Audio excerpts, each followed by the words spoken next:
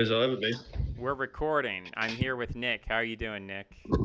Pretty good, mate. I'm down here in the southern hemisphere. You up there in the north. That's Just right. been brought to my attention that it's getting warmer up there, is it? Or is it getting colder? It's getting colder, actually. Getting colder because it is getting warmer here. And as soon as I said, "Is it getting colder up here?" I realized it was getting warmer up here. Down here, I should say down here. Up here, down here. Yeah, Yeah, that down whole, here. really, am I guess if we consider the north to be up, but then there's another perspective, which is that up is out. Like if I were to go up, if you were going to go up, you wouldn't go north, you would go out from the earth. You Well, would in go a vertical. Newtonian sense, in the sense of Newtonian physics, yes, going up would mean going higher. And it Right. wouldn't make sense to say up in the United States, the old You'd have US to of say A, around around. because you have But to stay on the curvature. even with the up and down thing, I mean, I remember in an anthropology class and the professor he showed us a map and it was upside down. It had Australia at the top and it had America down at the bottom. And either way, then he said the whole thing, why is it upside down? So it's just a whole arbitrary, really, but it's just based on the familiar, what you're used to. So for now, I'm down, but who knows when I'll be up? Maybe, maybe if we become a global empire, you'll be down. Yeah, definitely if Antarctica unfreezes, that's going to Yeah, change the map. yeah. Global warming is going to change the game for Antarctica. Yeah, I don't know Yeah, when that's going to happen, but it would be interesting if we colonized Antarctica because the way that we display our maps would have to totally change. We'd have to almost you'd have to have like two completely different maps. You'd have to have an Antarctica centered map, and then you'd have a northern hemisphere centered map on the Arctic, because then people would be swimming across the Arctic Ocean from Russia to yeah, Canada with no yeah. You could ice. have Antarctica in the right because the Earth is a sphere, right? That's what they So you could say. have. That's what they say. Well, that's what they say. So I don't believe all of that. We're free thinkers here, so we'll Yeah. put that in the question. Yeah, that's true. Um, so yeah, we're here. We're talking about. Well, we might Whatever even the talk hell. about your Substack. You've got a Substack, 21st Centurion. That Um, is the name that I put. I still haven't changed it because I'll tell you this, I was originally wanted to do things more like more like you do. I was originally going to do sort of political analysis or social commentary. The stuff that you run into a lot of it. I'd say for me, it makes up the bulk of what I consume on Substack. I'm trying to get more into the literary stuff, but it's hard. It's much more. The political content is more easily consumed, more passively consumed as well. I find it easier to read, and in some sense, it's probably good for my writing that I read about all this political and social commentary, and then ordinarily what I would put in an essay, I instead try and write some nonsense, creative sort of short story about a particular theme or a particular topic that could otherwise be expressed in an essay. Originally, I did want to do that sort of essay writing that you guys. I say you guys, and I just mean the whole. It's just what I think of as the mainstream on Substack, and I don't know if it is or if it's just what I engage with, but that sort of bulk of there's lots of talks about what's happening with men and women nowadays. What's happening with the election, what's happening with this and that. And it's just, even if I'm not subscribed to it, it's just it's on the feed and all that. uh, I'm not necessarily saying different things, but I suppose I'm just saying things in a different way in the language of short stories and things like that. I think I find it easier because I don't have to do as much research. I don't have to back up what I'm saying either. I just use a bit of imagination and make it weird enough to pass as creative expression. Yeah, I think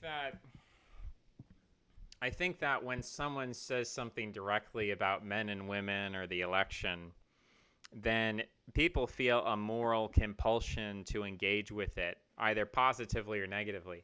And the most Yes, yes. successful stuff I've done has been when I stake out a position that I know will irritate people, it'll be controversial, it'll get Yeah. under people's skin. And even if they hate me and they know that commenting is going to expose, like, it's gonna make me money. I mean, a small amount of money, Yeah. $5 You're here, self-aware. but it's I think you have the self-awareness because you engage a lot with, you call yourself deep left analysis, and you engage a lot with people, you know, who would see themselves on the right. And I think you're aware that you're going to have some sort of discussions. I think, I mean, I listen to one or two, one or two fully your podcasts, and I think one of the first questions in one of them at least was, "No, you're not a leftist. What are you talking about?" Something like that sort of thing. But it's interesting because to me, you actually justify yourself why you call yourself on the left, which a lot of people think, well, if you're left or right, it would be pretty self-explanatory. It'd be pretty obvious from, I guess, the way you write or anything that you would be one or the other, you know.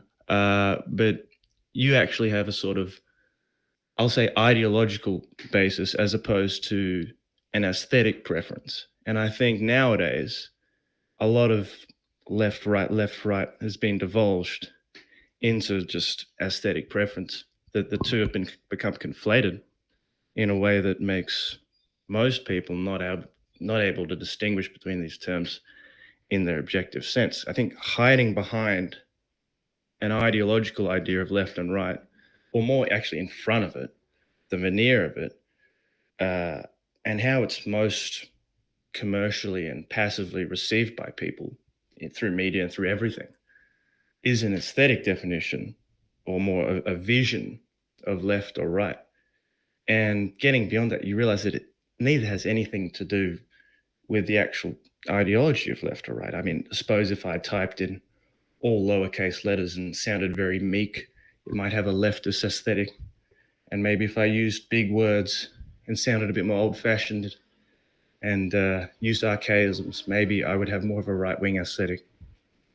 But neither of these things has anything to do. Or maybe in some dimension, they're revealing, but it's only superficial because the ideology that has to be independently formed.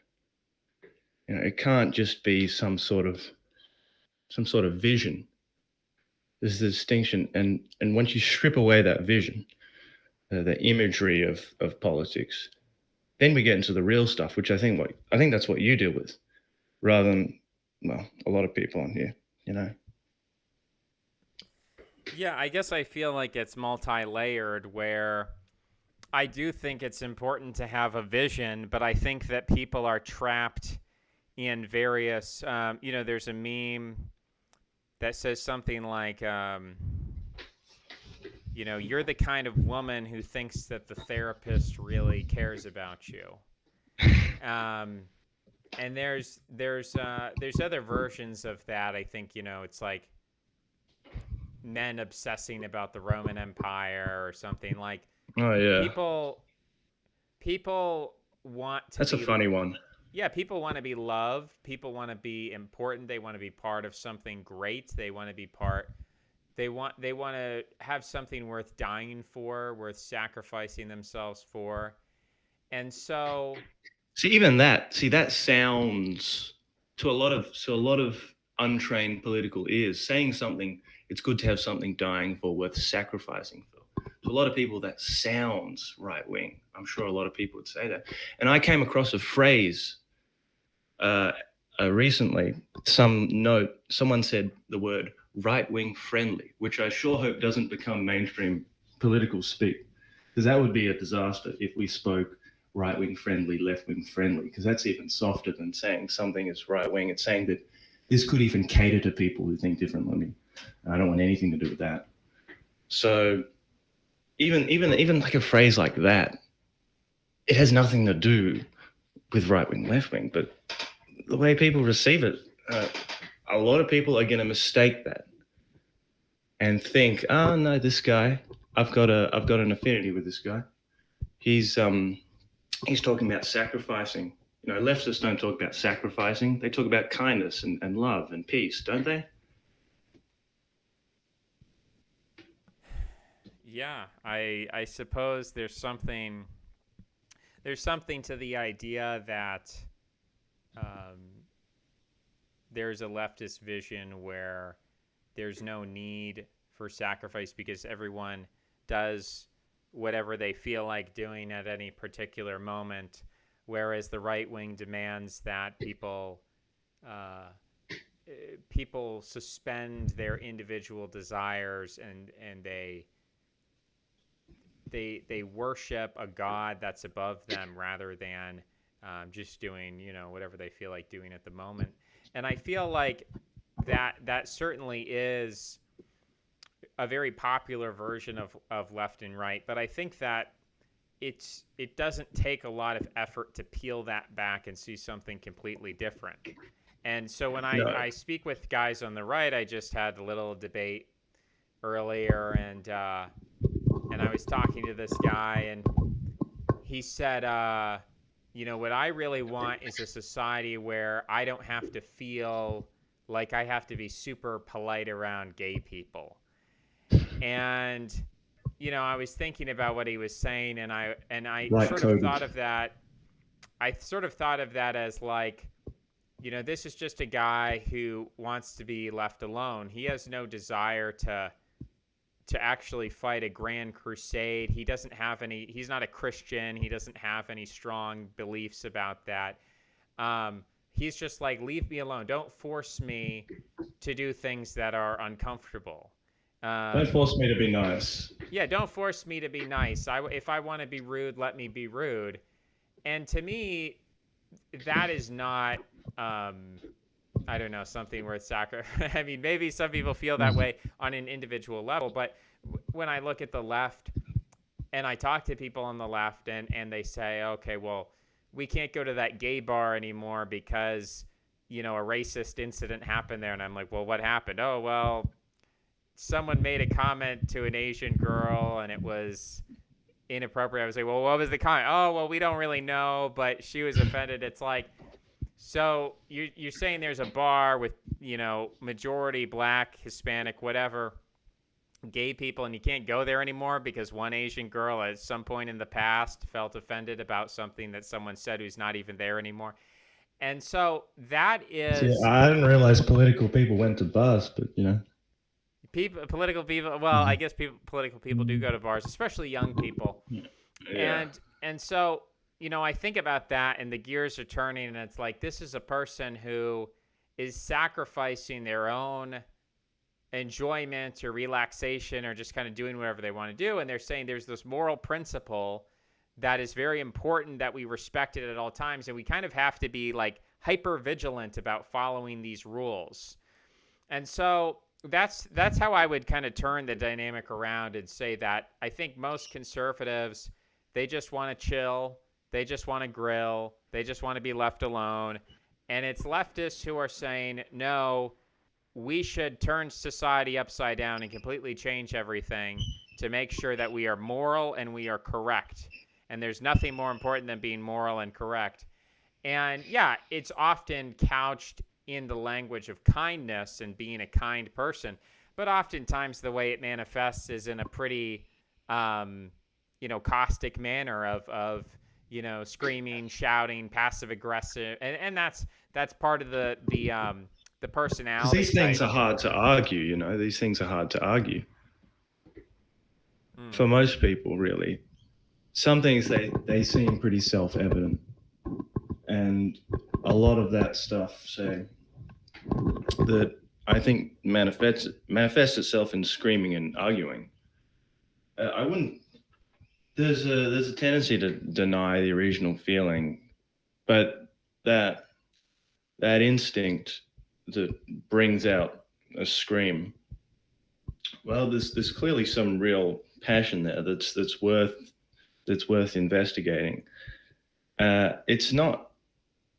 I wouldn't know if it's harder to argue for left or right wing principles, but I think you hit a certain point with extreme politics where even if you're very engaged, it becomes harder to talk about what you know to other people when you've built up such a well of vocabulary and such a well of you're using completely different language to people and everything. You know, you think of say someone on the extreme left or the extreme right for that matter. There's a completely different vocabulary as someone in the center. Finds it very hard to express those things in especially in a short form content, and in ordinary discussion. I think it makes sense that there would be a correlation between that and unreasoned passion, I suppose, because you run out of words when you can't say anything, when you can't express, then you just scream because you don't know what else to do. Yeah, it seems to me that the idea that we should all share a common language is a value of the left. We should all talk the same way. We should all share the same vocabulary. And the right wing has much more of an opinion of each person has the right to use whatever language they want to use, however they want to use it, wherever, whenever. And however that's interpreted doesn't matter. If you interpret what I say negatively, that's your fault. That's on you. You're being overly sensitive. Whereas the left has this idea that we should come to a common consensus on what is acceptable language and what is not acceptable language. And that everyone understands implicitly before you walk in the door, you know the right and wrong words to use. Whereas the right wing's kind of like, well, just say whatever you feel, however you feel it, wherever, whenever. And I think that the conservative viewpoint is more tolerant of conflict, but the leftist viewpoint is attempting to solve a conflict by winning the conflict. Like, rather than two people just say, okay, well, I believe this, you believe that, whatever, the left is saying, no, let's get to a point where we both believe the same thing because one of us has just out-wrestled the other on a collective level. And then we can all be together and we can all be happy. And that's kind of the utopian vision, is that everybody conforms to a set of norms. And I think that's a horrifying vision to the right, that everyone would agree. They like the idea of the individual being able to disagree and have their own opinion, because conformism means that, if we all believe something stupid, then we all fall on the same sword. Whereas if people are allowed to believe different things, then we can have disagreement, and then it's not as likely to have a catastrophic failure of. Yeah, I like the idea of a last man standing. I mean, that's interesting. The multilingual right against the monolingual left, because it seems to contradict many of the ideas about homogeneity being a value on the right against, I guess, diversity being a value on the left. But that's the thing that is brought up a lot, is that on the left there's a use of diversity that serves a certain homogeneity. And even you as a leftist can probably see that. I think that the way that the left talks about diversity is generally centered on the concept that there is an oppressor group and a victimized group, and that diversity is really about bringing equality on a collective level.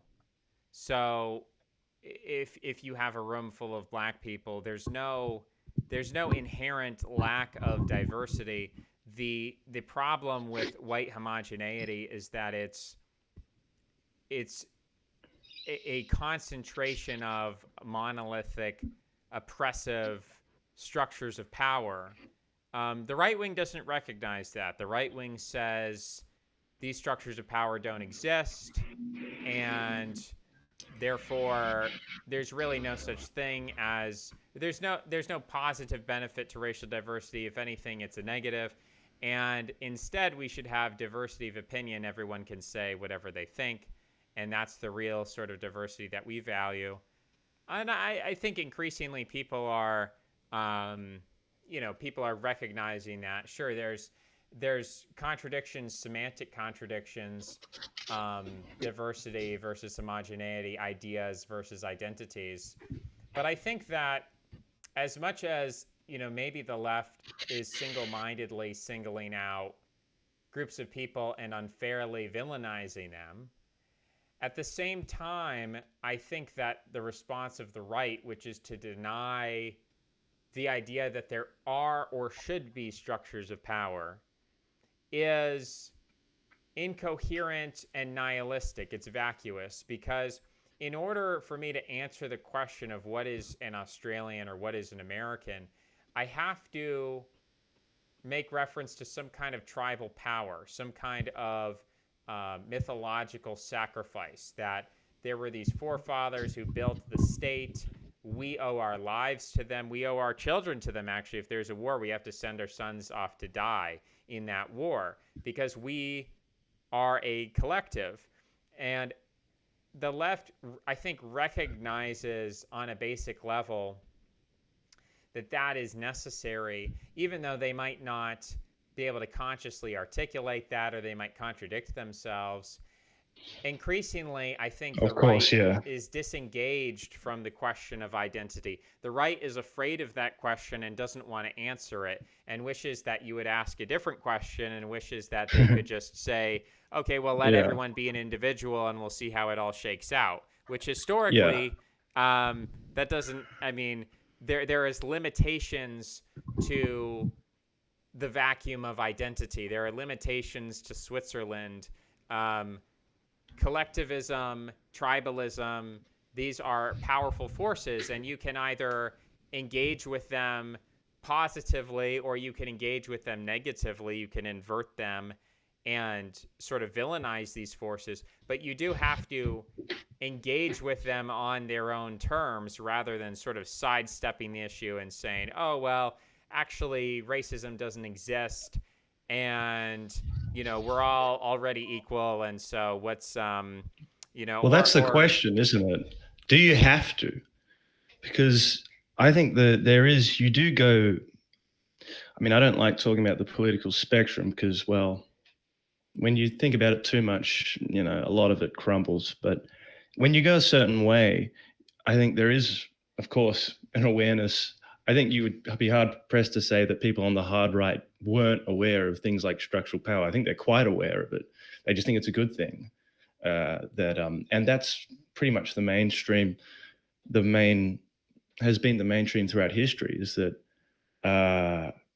groups in power have been aware of their power and have seen their power as a good thing. The Spartans certainly didn't. They knew that they had structural power over their helots.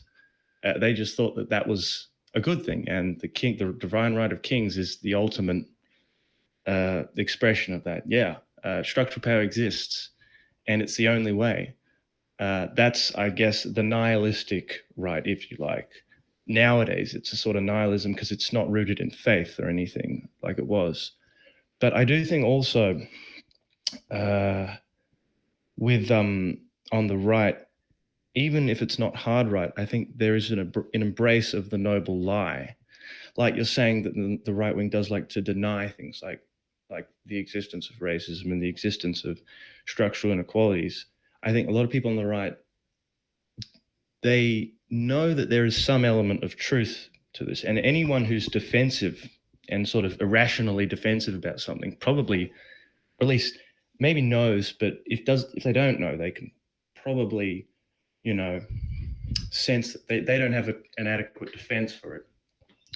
And so, with the case of things like inequality and racism, I think people on the right, well, they know that these things exist, but it would be best if most people just believed in good old American dream. If they just believed in uh, the noble lie of freedom and equality for all. Even if that freedom and equality, as understood, say in the founding of the nation, was completely different to the notion of freedom and equality that we have today. You know, we're talking words that have been changed so much that they basically have different definitions. But it's important that people understand from the right wing perspective that, say, the people who founded our nation were good people, that they were moral on our terms as well, not just on their terms, that they believed in these things that we believe in today. And it's good that most people believe these things. I think there's definitely more of an emphasis on social order on the right wing. I mean, that's always been something that's documented. I mean, I know I can't remember who it was who talks about the psychological personality traits of those on the right and left. And right, it's like order and structure and whatever. And Jonathan Haidt. but yeah, him. Yeah, he talks about that. And yeah, and I think lying, as Plato identified, isn't bad for most people. I mean, I don't know. It's not exactly an idealist take. It's certainly not a leftist take. But consciously or not, I think it's been quite successful on the right wing, which is why they're so comfortable with saying things that aren't true, whether they're conscious or not. I mean, even someone with slight right wing sympathies would know that the right wing media lies all the time. All the time. Probably more, I mean, the left wing media lies too. All media lies. All media is built on lying. But the right wing media so obviously lies, but right wingers seem to not, they think that those lies are good because those lies have a social function that is related to order and keeping the peace and maintaining the visage of a functioning society, as opposed to the left wing lies, which result in chaos and the bringing down the statues of our ancestors and bringing down the government and everything like that. Although right wing's pretty happy with bringing down the government nowadays as well. So who knows how true that is? Yeah, that's what I think is happening. Is that the left wing is now the establishment institutional party, and the right wing is the revolutionary accelerationist. You know, we gotta get. You know, they want to destroy the empire. They see themselves as the Yeah, they're Skywalker. friends. They like Russia. Yeah, they like Russia. Some of them prefer China. You know, they'll say things. Yeah. I hear this.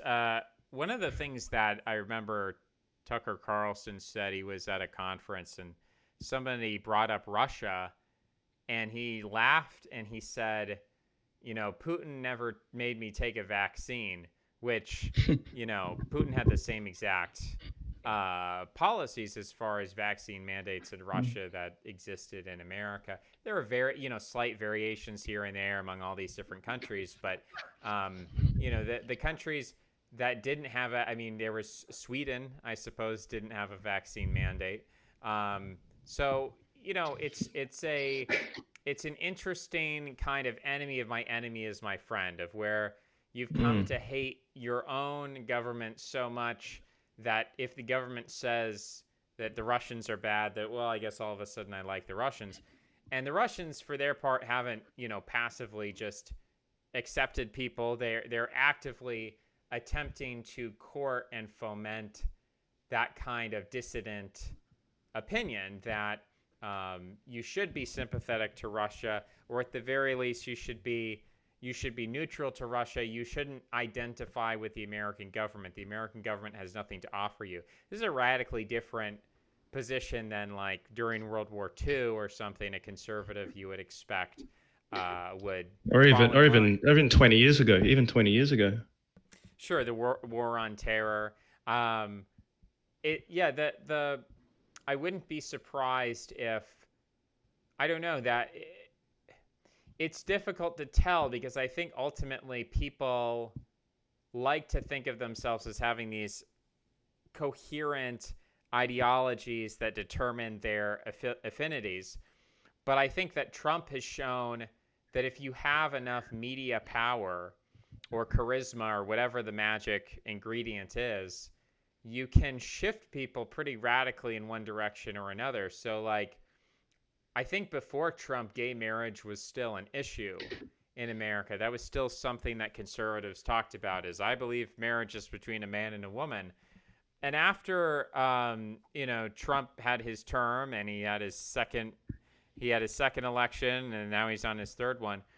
That's not something conservatives really talk about in any meaningful way. You now have people like Dave Rubin, who are gay conservatives, who are leading the conservative movement. So there's no attempt to, you can say there's a far right that objects to that, but in terms of the normal, average, middle of the road conservative, the great masses of people, they're basically unaware and don't care.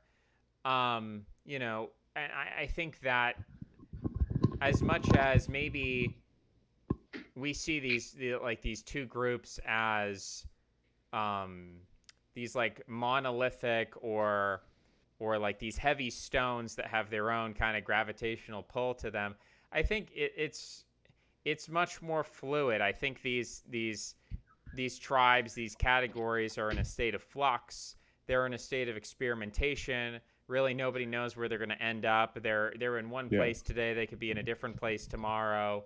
And who knows where the wind blows? Who knows after Trump? Is there going to be a new Trump 2.0? Or is something completely different going to happen? So there's this sense of unpredictability. I think that's why people talk about civil war, is because they feel like things are so unpredictable, and we wish that the guys on one side would just fight the other guys on the other side, and someone would be declared a winner, and then it would be resolved, and it would be done, and we could just go back to living our lives. It'd be simple.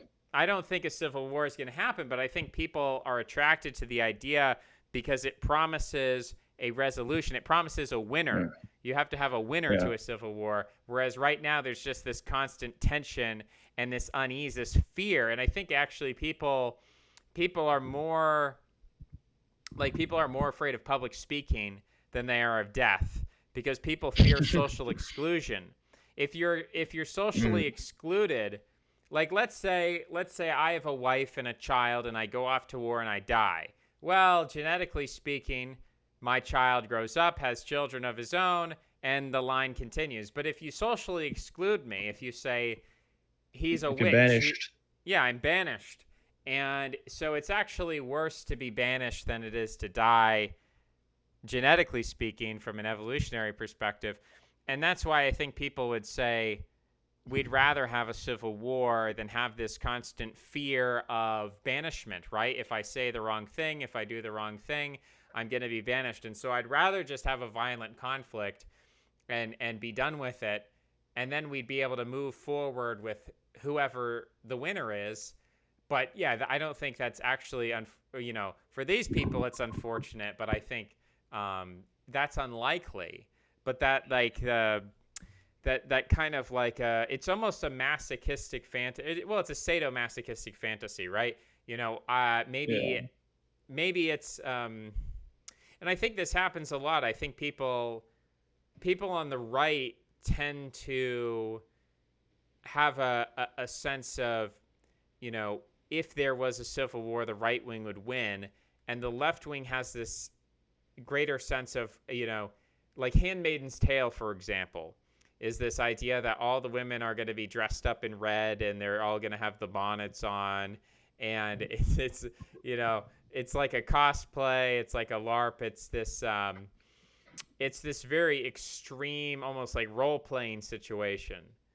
And they Um, do role play. They do. The feminists do role play as them. They go to rallies dressed like that and everything. right, right, yeah. So there's at the same time that it's like I think there is something erotic and there's something sexually charged about political conflict because you see your opponents and you see them and there's almost a threat of there's this threat of violence and there's this fear and I think those powerful emotions I think they tap into like they have a relation to human sexuality that's uncomfortable. It's not it's certainly not the like consent theory about well you have a man and a woman and they have the right personality types and they get along and they Yeah. mediate conflict and they have good communication and that's what forms a good relationship.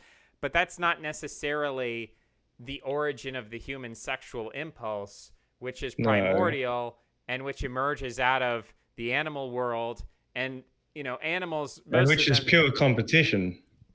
well, it's also predation. That every, when you watch when you watch an animal mating rite, there's competition between males, and then there's pursuit.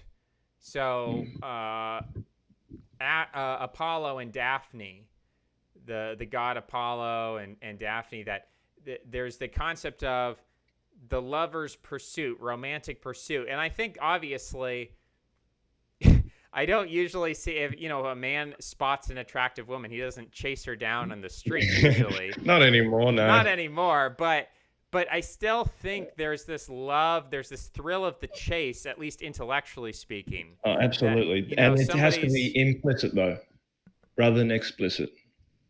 well, it's intellectualized, it's made social and abstract, Mm. where Yeah. someone plays hard to get, and then the other person, kind of gets around that, and so on, and a It lot of becomes a people. crime when it becomes explicit.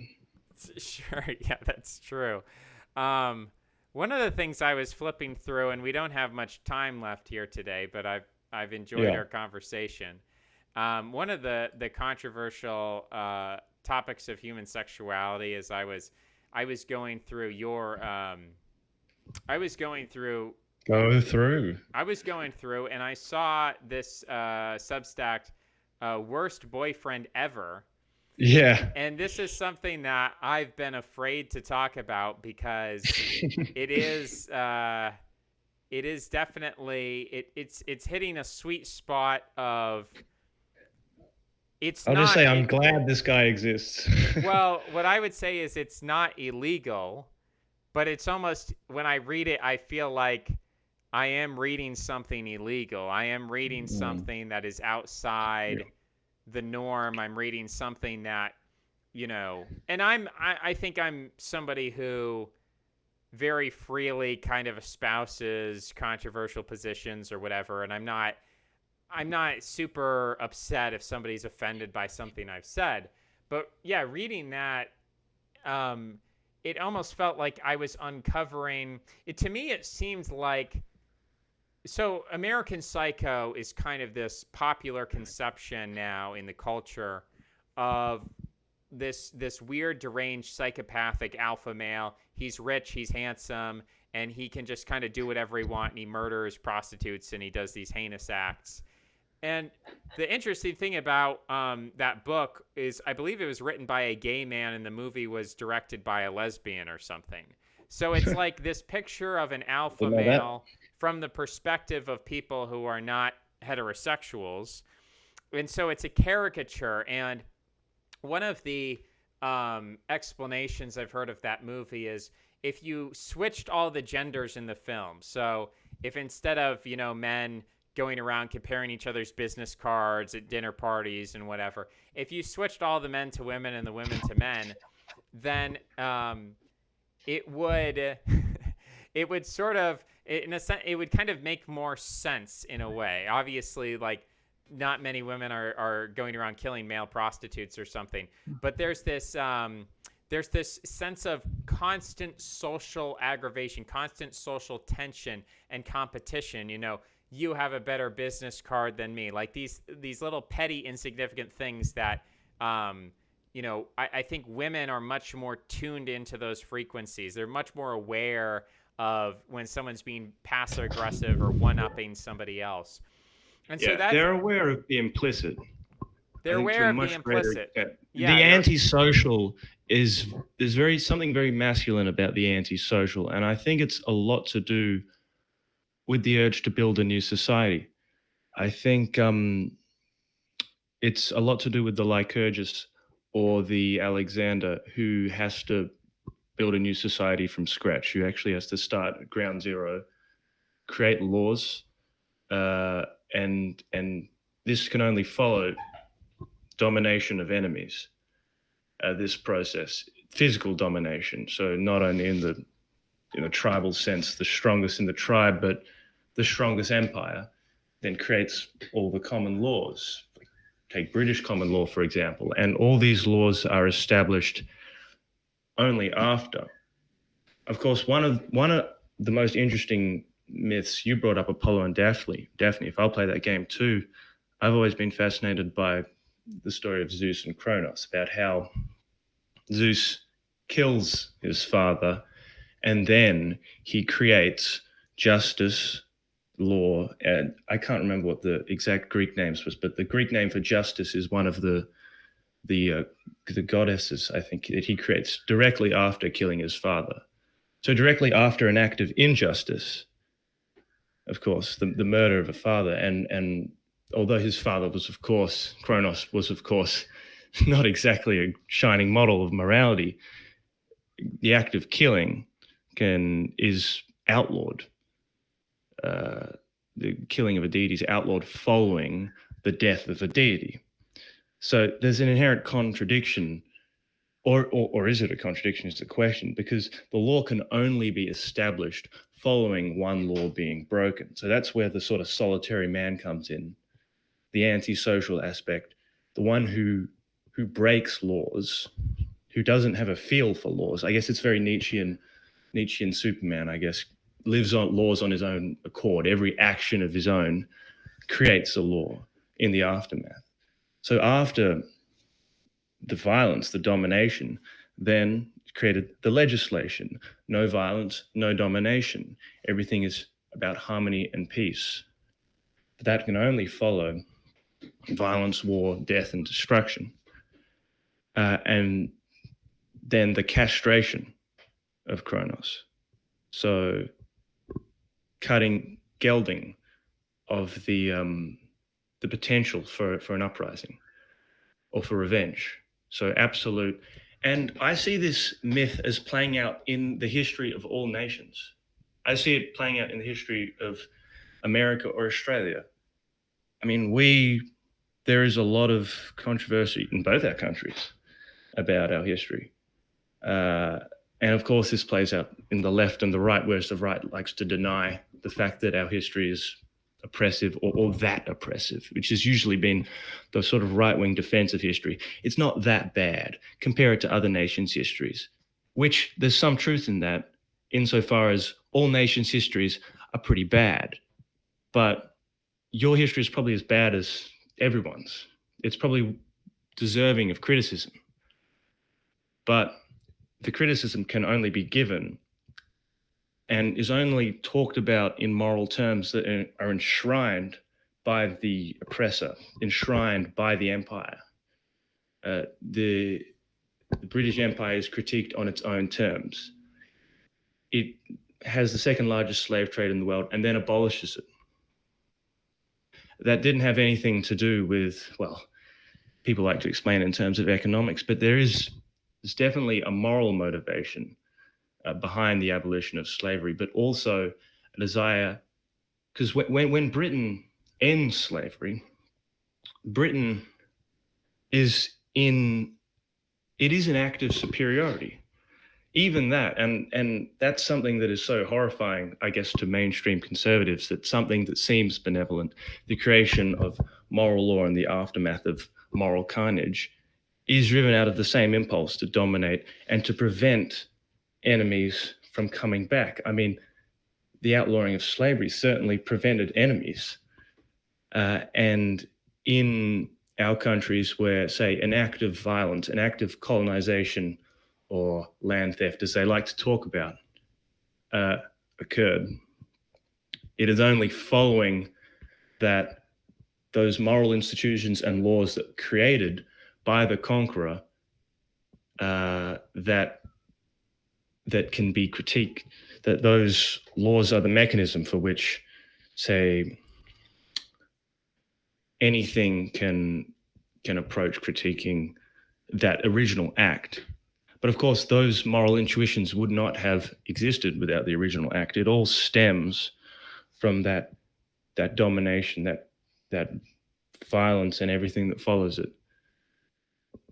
And it's a constant in world history. There's no humanitarian basis for a nation state or an empire or anything. But it's not necessarily a problem with the left or the right, but the left seems to have more of an idea that no, there can be a sort of moral nation, there can be a sort of moral state, or we should at least strive for it.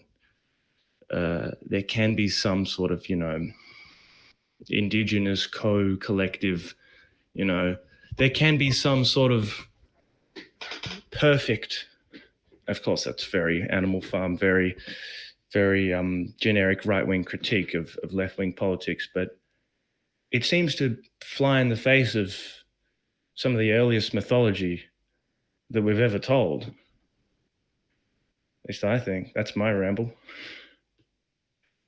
Well, we're reaching the end of the hour here, so I think that's a good place to stop. Obviously, if you have some final thoughts or last words, I'll give you the floor. And if there's anything you want to promote besides your Substack, let the audience know. Well, the views promoted are not necessarily the views of the owner of the Substack.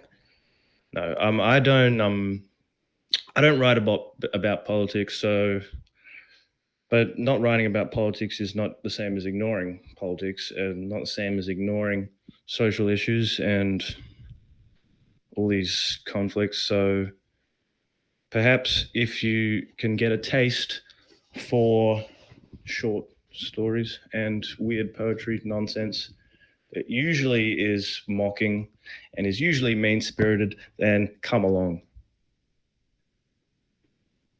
But no, I don't have much else to say. I was hoping that maybe you had something to say, but that's okay. Maybe people can critique me in the comments. Please do. I'd love to hear what you have to say. Very good. Well, Nick, I appreciate you coming on and bringing a different flavor to the podcast. It's been excellent. It's good to speak with you, and hopefully we'll speak again. All right. See ya. All right. Take care. Bye-bye. See you around. All right. I'm popping out of there. I'm popping out of here. That was like a relaxing, that was like an ASMR stream. He had the microphone and it was crinkling. It was twinkling and crinkling. That was a good one. It was a chill little discussion. I'm tired. I've been working. I'm a working man. I've been working.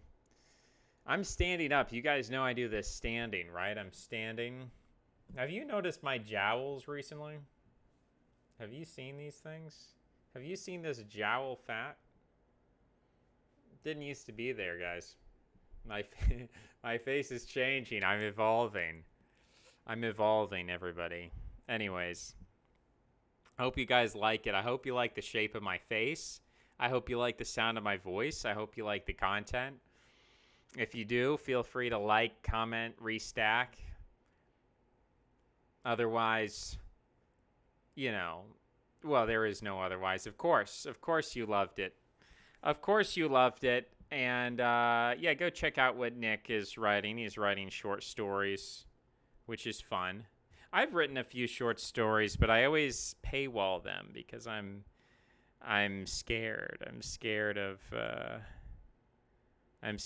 being exposed as a, I don't know. I think writing objective politics stuff, you can just be like, well, this is just the way the world is, and I'm a smart guy, and I think also when I write objective politics stuff, it makes me feel good because I'm sort of talented at it. Whereas when I write a short story, I'm a bit embarrassed because I think, oh, this is corny, this is sentimental, this is over the top, this is badly written, whatever. I know how to write nonfiction, but writing short stories, imagining a world unlike our own, that's difficult. And it takes, to me, it requires a certain vulnerability that, I don't know, I think it's a more vulnerable act to kind of share with the audience your internal world, your own imagination.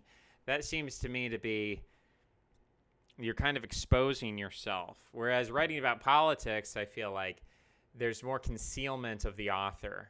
The author is protected behind 12, proxy walls of analysis and rationality, whereas like a fictional author, they're kind of putting their cards out on the table.